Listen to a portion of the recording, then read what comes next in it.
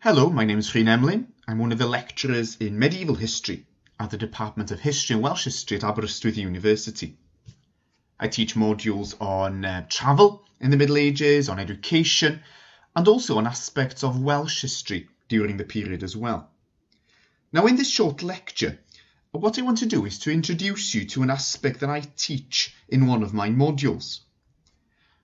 Now, one of the things that we think is really important at Aberystwyth is that you get a hands-on experience of history, that you get to engage with primary sources themselves. You don't just read about them, but that you can use them to develop your own ideas. And on a number of modules, we take you to see the sources. And that's the case with a source that I'm going to be talking about in this short lecture.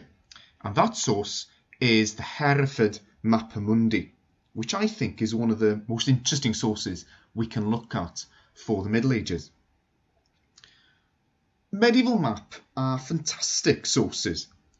We can, of course, use them to learn about the ways that people at the time thought about the world in geographical terms. But also, maps can really help us to understand the worldview in general of the people at the time. One term for this might be the medieval mind. We can see their mind, see their ideas by looking at maps.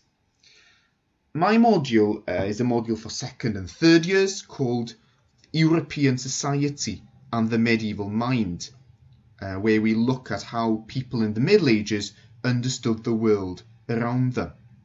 And as part of that module, I take students to Hereford Cathedral to see the map and also to see other documents and archives which they have there. So in this lecture, what I want to do is, first of all, I want to introduce you to the Hereford Mappa Mundi to tell you what it is. And then I want to think about what the map tells us about how people at the time understood the world, mainly in geographical terms. But then I want to think about how it helps us to understand their worldview, their understanding of the world in more general terms. First of all then, to introduce you to the Mappa Mundi. Some of you might have had the opportunity even to go and have a look at the map at Hereford Cathedral. But for those of you who haven't, this is just a short introduction for you. So the Mappa Mundi is a map of the world. I've got an image of the map here on the screen. It's not a reproduction of how the map looks now, but it shows you how the map might have looked originally. The map was created around 1300. And it's quite large. As you can see there, it's 5 feet by 4 feet. It was created on one piece of calfskin. And we know the name of the individual behind the map as well. An individual called Richard of Holdringham or Lafford. And you have hundreds of places listed on the map. And because of the size, because of its location at Hereford Cathedral, the purpose was to display the map so that people could see the map to try and understand their world better by looking at that map. So that's just a short introduction to you to that map. So created 1300 to be displayed in the cathedral so that people would get to understand their world. Now, I wonder, looking at that map now, especially if it's the first time you've ever seen this map, to what extent can you really make head or tail of it? Well, if I just show you this picture, so I've turned the map around, you might be able to work out better what on earth we're looking at with this map. Because the map, different to modern maps, has east at the top. So now we have north at the top. And it might be easier for you now to start to work out what you're looking at when you're looking at this map. Now, I'm just going to invite you now to actually pause the lecture, pause the recording, and think about these 3 questions which I've placed on the screen to help you think and try and work out what you're looking at the map. Which continents are you looking at? Do you recognise any seas or any rivers on this map? And where are the British Isles on the map? So if you pause the recording and then restart the lecture when you're ready. Okay, well, now you've had an opportunity to look at the map. I'm just going to take you through these questions and you can see if you were right. Okay, so which continents can we see on the map? So on the map, we can see 3 different continents. So here we have Europe in the top left-hand corner. Then at the bottom, we have Africa, bottom right-hand corner. And then taking around half of the map, we have Asia on the right. So you have 3 continents shown on the map. So now you know that, it's easy to work out some of the individual parts of the map. Especially thinking then about any seas or rivers. The main sea, clearly then, you can see on the map, here is the Mediterranean, between the continents. But you might be able to recognise some other seas or rivers as well. Here I've just indicated the Nile. So the large river in Africa flowing towards the Mediterranean is, of course, the Nile. And then, if you specifically think about the colours of the map, there is here, which I've just shown, a sea coloured in red, which is trying to indicate the Red Sea. So those are some seas and rivers you can see on the map. And finally, where are the British Isles? Well, here we go. So right at the top left-hand corner, we can see the British Isles there. And you can see quite distinctly on the map, they've got Ireland, then you've got Wales, then England, and then to the north, Scotland as well. Shows quite distinct, the 4 countries there. Okay, so I've just shown you some of the things we can see on the map. What can we learn from looking at this map then? What can we learn about people in the Middle Ages? Well, the obvious aspect, of course, this is a map, so we can look at their understanding, the way they show geography at the time. Now, I suppose this is a map, it's flat, but contrary to, I suppose, some popular ideas about the Middle Ages, the people then didn't think of the world as being flat. They knew that the world was a sphere. Educated people, at least, knew that the world was a sphere. And I've on this screen named Eratosthenes in the 3rd century BC, who had worked out the circumference even of the world. Nearly, quite close anyway. So they knew that the world was a sphere, but this is a way of showing the world. And they also knew that there might be other places that they hadn't discovered yet. So this is a map of the known world for them. So what do they show? What does this tell us about their understanding of geography? Well, we see 3 continents on the map. So their awareness then of these 3 continents, but what you might be able to see on the screen there, their ideas about Europe is much more detailed than their ideas about the other places on the map. Clearly much more familiar in England, the end of the 13th century, with Europe than with the rest of the world. So they have some ideas about other parts of the world, but it's more of a mess, really, in the other parts of the world. On the screen, I've noted this term TO map. It's a term for some of the maps in the period where the three continents are divided by a T within an O. So the top half is Asia, then you've got a T shape, the bar running across halfway through and then splitting the continents from Asia at the top, and then at the bottom you have Europe on the left and Africa on the right, so with like a T shape within an O. And lots of details on the map, 500 different cities shown, different rivers, different seas.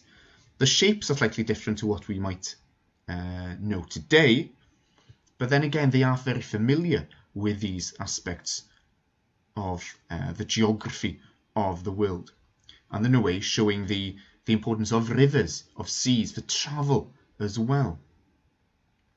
And this part highlighted in the map is the British Isles, and you can see there lots of those details, those rivers. You can recognise some of those major rivers, the Severn, the Thames and so on. Some of the cities, some of the mountains shown there as well. So that geography then clearly is the obvious aspect we can learn from the map.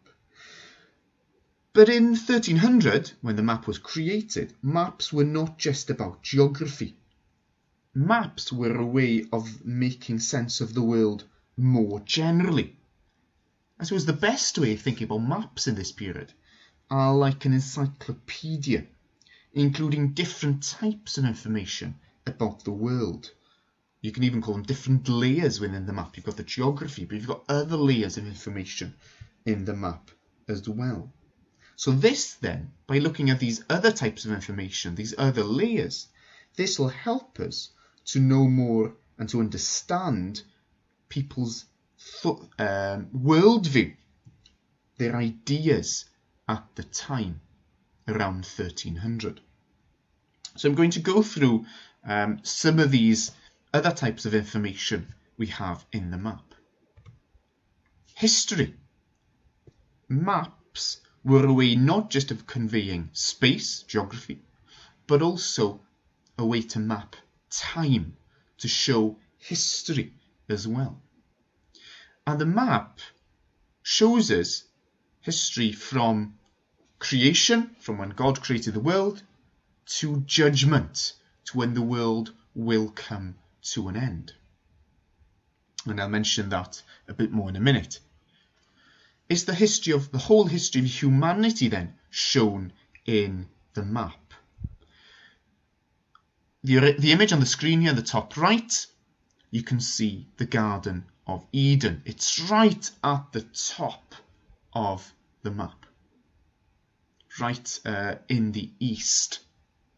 So it shows the beginning of humanity, the beginning of the world. And then it mixes in all different types of ideas about history.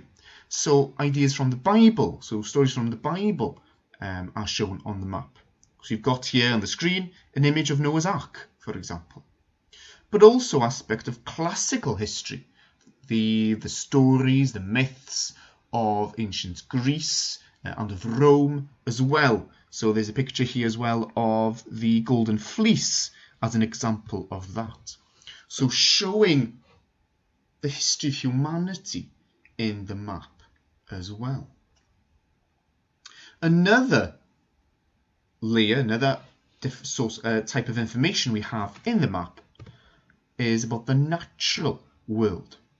The map is a way of showing all the different creatures of the world as well.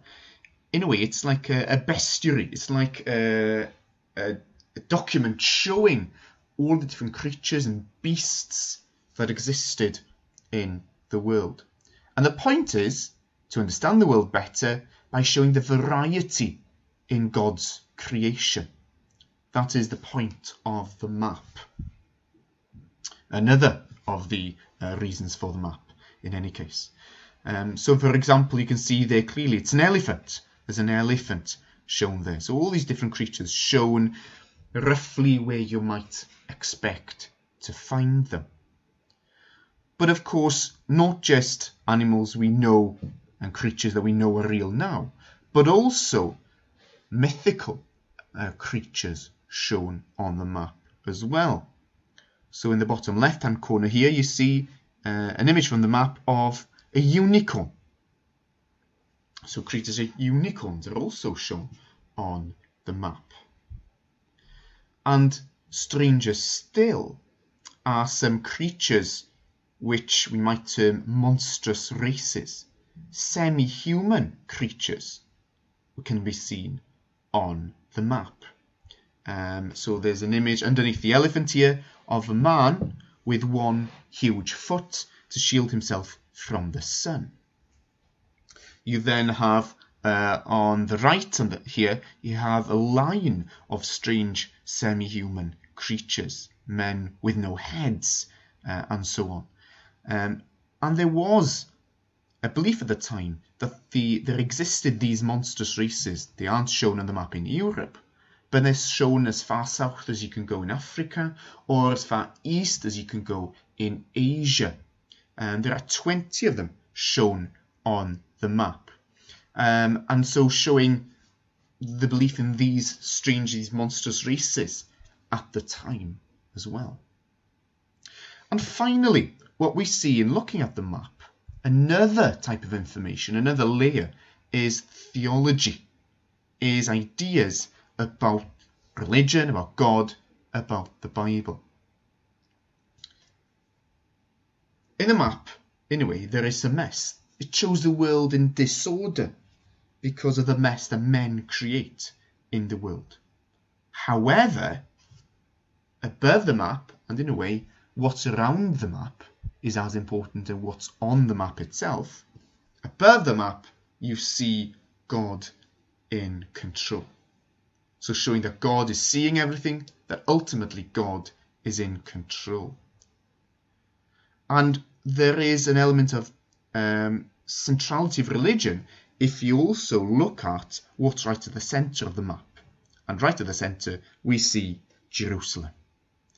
Not that they thought that Jerusalem was at the centre of the world geographically, but in Jerusalem, that's where Jesus Christ lived, spent some of his time, died, and was resurrected. And so showing the importance of religion to the way they saw the world. And even though this is a map of the world, there is also a message in there directing you towards the world to come. This world isn't going to last forever. You're not going to be on this world forever as part of the message of the map.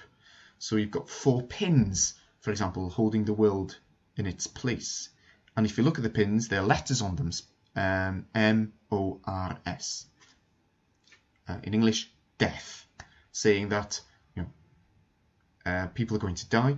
You need to think about the world to come.